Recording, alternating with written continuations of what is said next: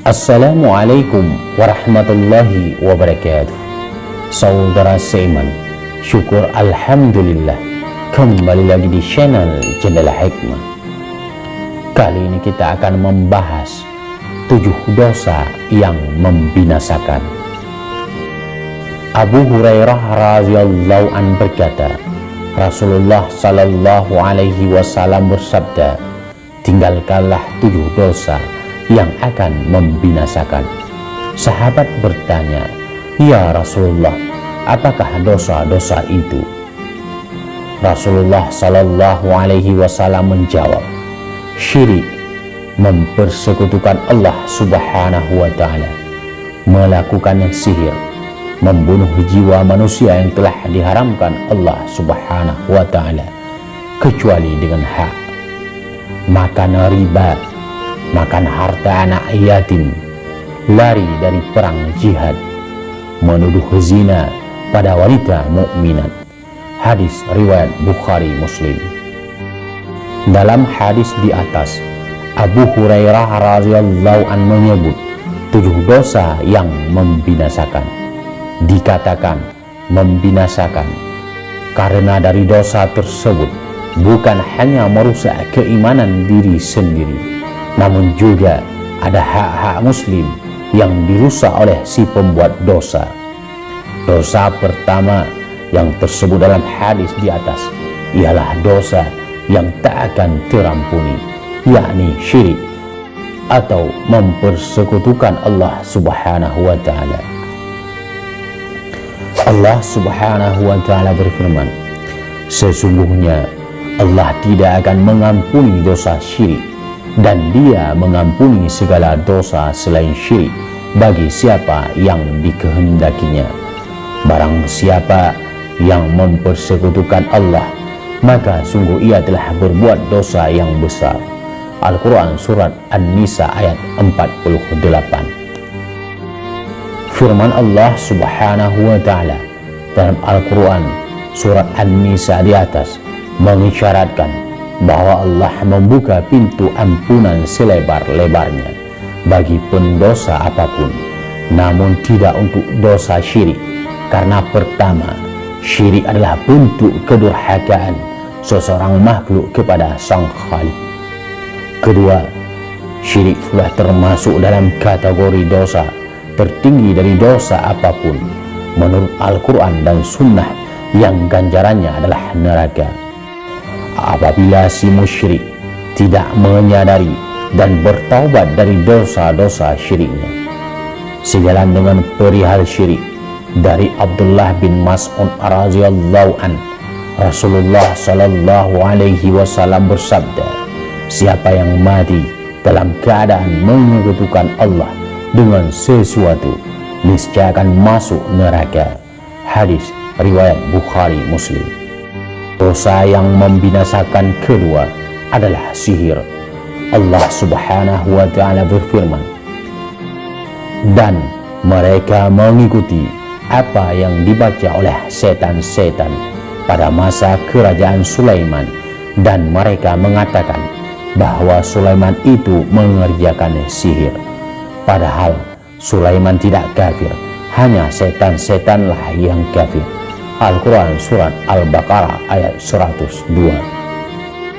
Tingkatan sihir hampir dekat dengan syirik, jika syirik adalah bentuk kedurhakaan dan pengingkaran seorang hamba pada zat dan kuasa Allah subhanahu wa ta'ala.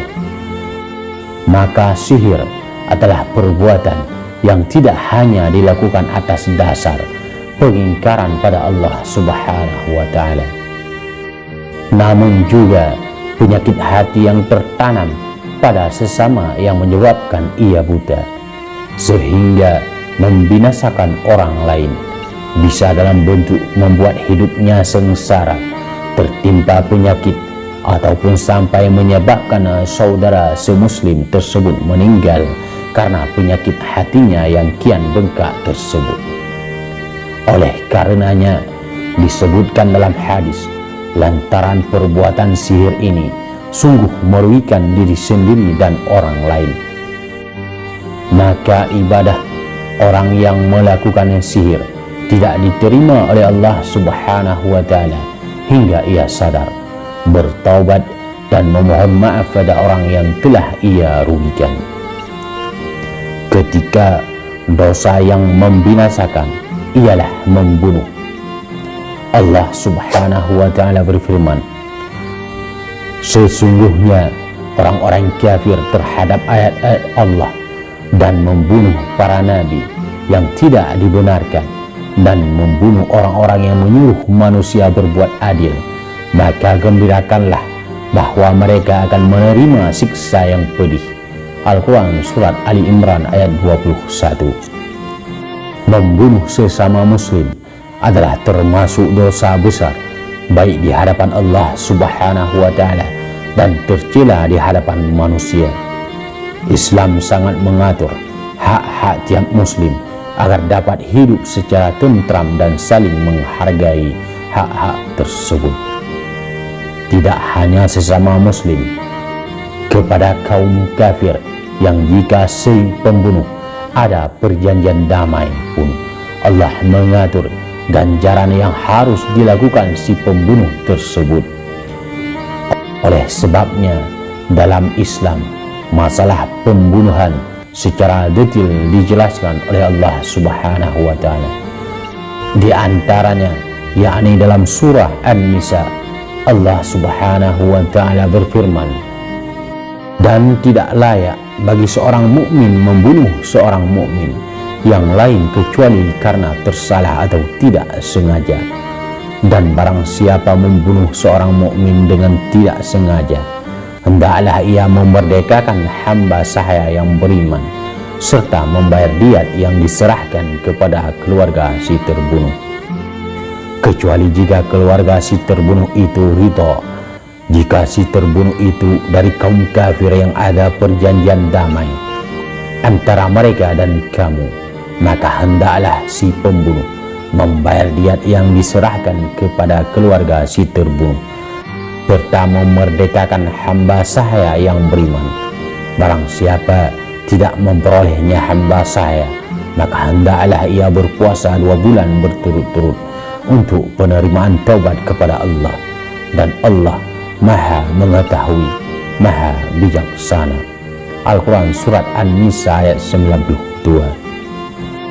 Dalam surat lain, agar lestarinya kelangsungan hidup manusia, tidak terjadi pembunuhan di antara sesama muslim, dan jerahnya orang-orang yang terlanjur membunuh sesama, Allah mengatur masalah pembunuhan melalui hukum qisas.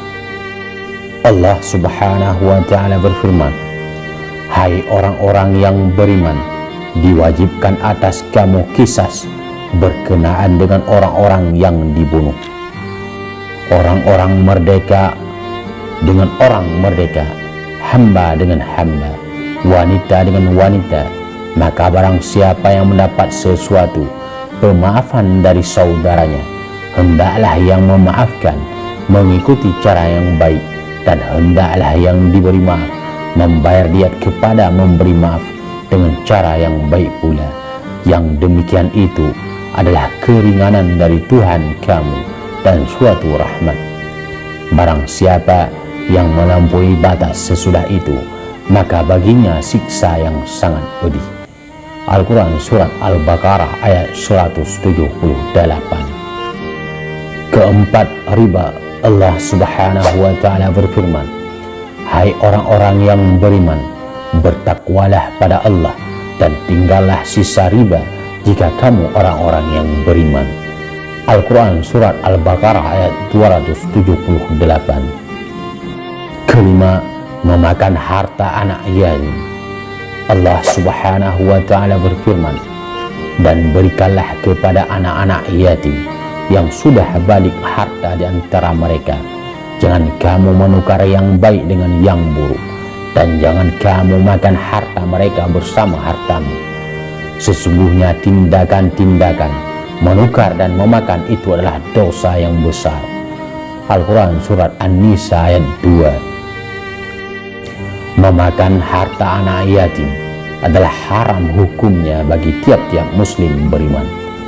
Adapun mereka yang memakan harta anak yatim hakikatnya mereka hanyalah memakan api dalam perut mereka, lengkap dengan neraka sebagai tempat kembalinya. Allah Subhanahu wa Ta'ala berfirman, sesungguhnya orang-orang yang makan harta anak yatim dengan zalim, pada hakikatnya mereka hanya makan api di dalam perut mereka, dan mereka akan memasuki neraka sa'ir. Al-Quran Surat An-Nisa ayat 10.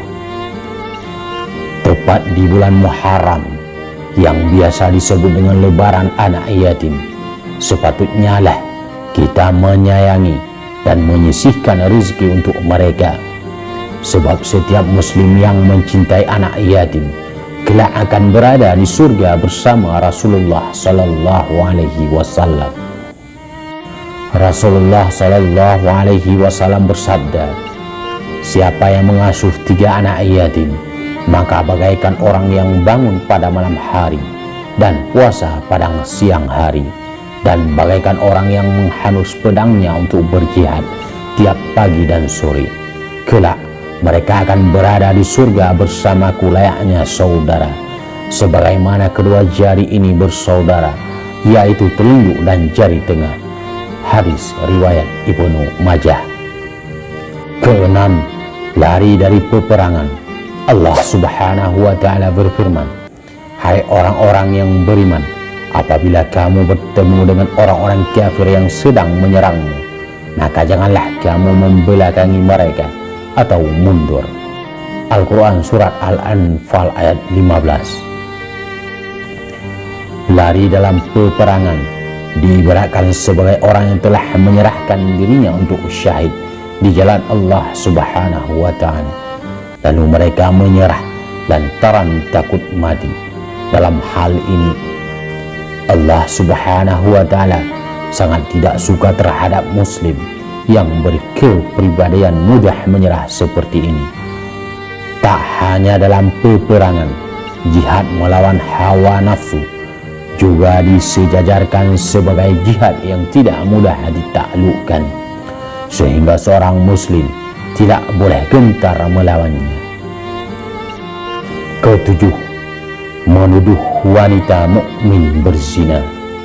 Allah Subhanahu wa Ta'ala berfirman, sesungguhnya orang-orang yang menuduh wanita yang baik-baik lagi beriman berbuat zina, mereka tertimpa laknat dunia dan akhirat, dan bagi mereka azab yang besar.